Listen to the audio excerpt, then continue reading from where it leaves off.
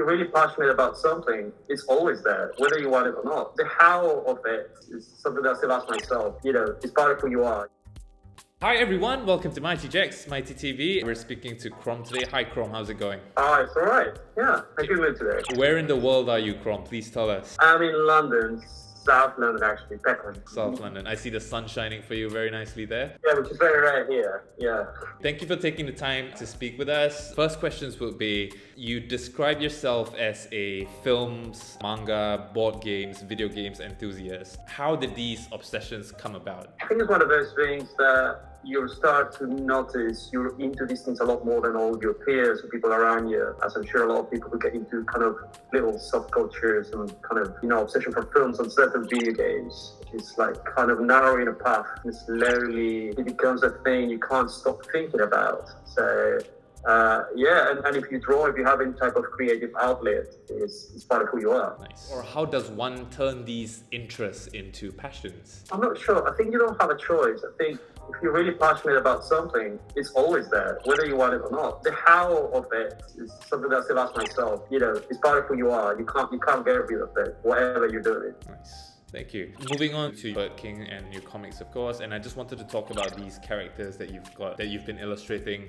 How do you know these characters and worlds that you have in your head are worth drawing out on a piece of paper? How do you know when to take them out of your head and onto paper? My answer to that would be that you never know. Therefore, the best thing to do is to put every tiny little idea on paper. That's why I keep a bunch of sketchbooks and notebooks, and even when I'm on the go, I have tiny little books like this one where I'm always jotting down ideas, no matter how terrible or bad they sound at the time. Maybe a few months later, you look back and you think, hey, I could use that. So, yeah. Nice. How do you make these characters uniquely yours? How do you inject that bit of originality into them? There's a part of it that is your style. If you're an illustrator, if you're an artist, and your style comes from, from our earlier discussion, all of your influences, all the things that kind of make you who you are. Other than that is, I think if you generally do something while having fun and trying to please that part of you that is creative, then it will always come through as unique.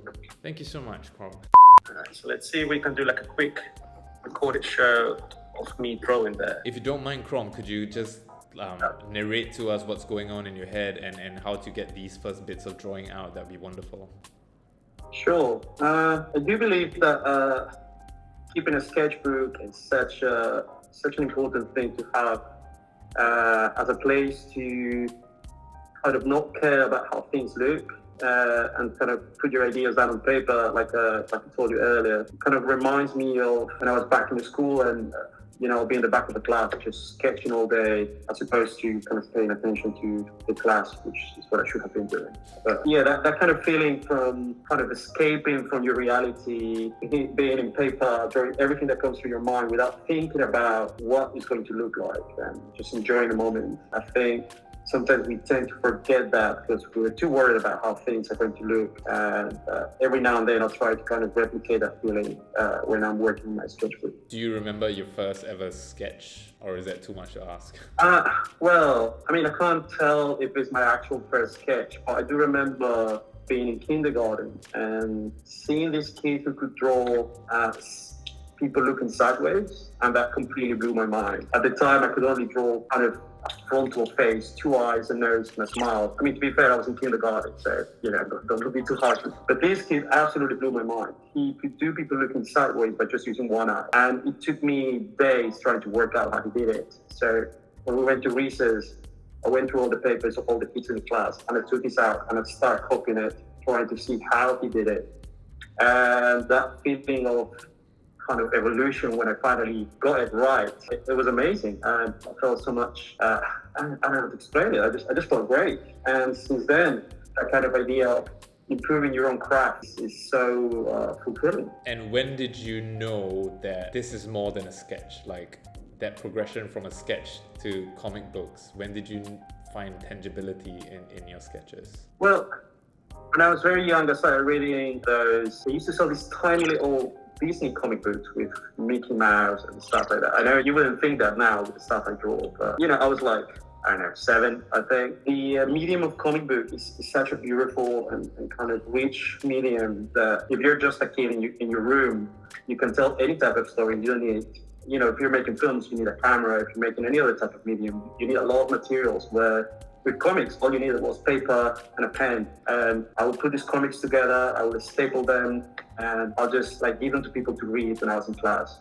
Yeah, that's kind of how it all kind of kicked off. Nice. And talking about your style, how did you decide on your style? How did you realize that, okay, this is the direction that I'm most comfortable with? Again, style, I think, is just a journey where as you are kind of polishing your work, you are deciding how things are going to look, and you go through different phases where you want it to look a certain way, or you have artist heroes that you look up to and you try to kind of study their style and kind of imitate that a little bit. And in the end, what ends up happening is all of these influences that you have, all of these films, all these games, everything kind of comes together in your brain, and it comes out as this one thing that eventually people recognize as your style. And the more you do it, the more kind of recognizable it becomes. What have you got for us there, CROM? What are you illustrating there for us? I'm working on a bust of Birdking. I like the idea of Birdking as this kind of historical figure in the lore of his world. So I tend to draw this bust of him as some kind of Greek philosopher.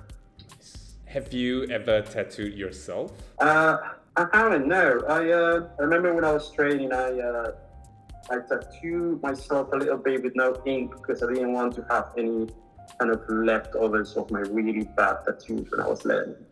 And now that thinking back to that, that was a very clever idea. Final thoughts on aspiring artists, how they too can, be it monsters in their head, characters in your head, or struggles in their head, just giving them advice on how we can help them by just getting them from brain to paper. Number one advice is, wherever you are, if you're a writer, filmmaker, musician, illustrator, don't let your fears stop you from doing things. I feel like sometimes you're the first person to stop yourself from doing something. If you're a comic artist, go and make comics. Don't wait for a publisher to come in and see you. Just keep on making stuff. Remember that you're making this for yourself, and this will come through your work. If you are making these things for others and only for them, your audience and people who follow your work will see that. So always keep on making stuff. Remember that you're making this for yourself, and it's an outlet, a creative outlet for you as a person. Wonderful. Thank you so much. Thank you so much, CROM.